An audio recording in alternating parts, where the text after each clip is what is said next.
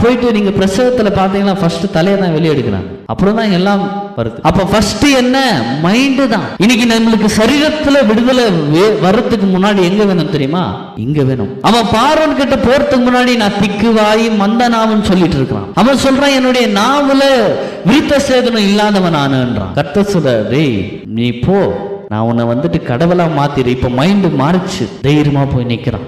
மனது மாறினது. இன்றைக்கு வேதம் சொல்லுகிறது என்னன்னா, உங்கள் மனம் புதிதாகிறதுனால நீங்கள் மறுரூபமாவீங்க.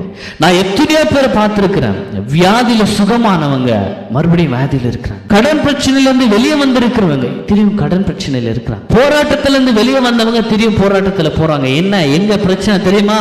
மனதுல. அவங்க வெளியே வந்தாலும், அவங்களை கர்த்தர் சுகப்படுத்தினாலும், அவங்க நினைப்பெல்லாம் எங்க தெரியுமா? மீண்டும் வந்துடுமா பிரச்சனை, அல்லது அந்த வியாதியுடைய வலி, அந்த தாக்குதல்